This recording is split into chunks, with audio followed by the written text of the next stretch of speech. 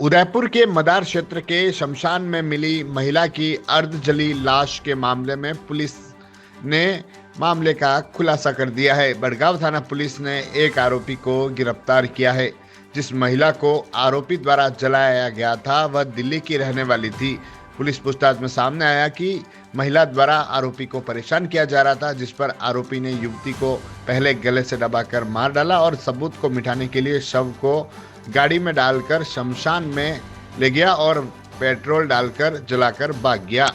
अब पुलिस ने आरोपी बड़ी निवासी विनोद टांक को गिरफ्तार किया है। पुलिस पूछताछ में सामने आया कि जो युवती थी वह दिल्ली की रहने वाली थी और हाल ही में ग्रेटर कैलाश बड़ी में रह रही थी, जिसका नाम आरती है।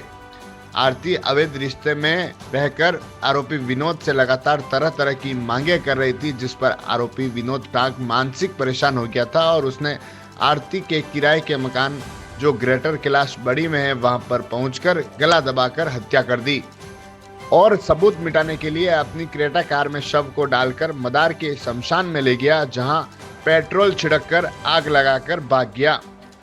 पुलिस ने इस मामले में खुलासे के लिए 200 से अधिक सीसीटीवी कैमरे खंगाले और 100 से अधिक मोबाइल नंबरों का विश्लेषण किया। उसके आधार पर संदिग्ध वाहन क्रेटा कार के बारे में जानकारी मिली, जिसके आधार पर आरोपी की पहचान हुई और अब पुलिस आरोपी विनोद टांक से पूछताछ कर रही है।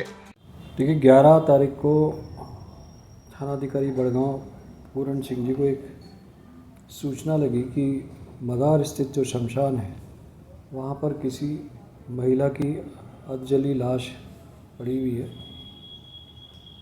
सूचना चूँकि संवेदनशील और गंभीर थी, थानाधिकारी स्वयं तुरंत अपने स्टाफ के साथ मौके पर पहुँचे। मौके पर उन्होंने पाया कि एक महिला जिसकी लगभग 30 से 35 साल की उम्र थी, अधजली अवस्था में शमशान में थी। महिला का घुटनों से ऊपर तक का लगभग शरीर जल गया था। घुटनों से नीचे तक का जो उसके पांव थे वो सुरक्षित अवस्था में थे। लाश के पास में एक जूता और एक चप्पल का जोड़ी था और वो घटना चूँकि संवेदनशील थी, गंभीर थी, थानाधिकारी के तुरंत इसकी सूचना उच्च अधिकारियों को दी गई। मौके पर एफएसएल और स्नीफर डॉग को बुलाया गया। आवश्यक कार्रवाई के पश्चात महिला चूँकि अज्ञात थी, शिनाख्त नहीं हुई थी, महिला की लाश शिनाख्ती होने तक पोस्टमार्टम से पूर्व मोर्चरी में रखवाई गई। महिला की शिनाख्ती हेतु उसके हुलिये के आधार पर संपूर्ण रेंज के पुलिस जिलों को मैसेज कराया गया। आवश्यक मुखबिर मामूर किए गए। टीम गठित की गई। टीम में थानाधिकारी बड़गांव के साथ उनके थाने के टीम के द्वारा उस क्षेत्र के आसपास के सीसीटीवी कैमरेस को चेक किया गया, टेक्निकल एनालिसिस किया गया। सीसीटीवी फुटेज के आधार पर और हमारे जो बड़गांव थाने के सिपाही हैं, रिंकेश, वीरेंद्र, सवाई सिंह, इन्होंने बड़ी मेहनत से कार्य करते हुए अपने आसूचना तंत्र के आधार पर और सीसीटीवी फुटेज को चेक कर एक कार को आइडेंटिफाई किया और उस कार के नंबर के आधार पर एक संदिग्ध आरोपी श्री विनोद टांक को आइडेंटिफाई किया गया।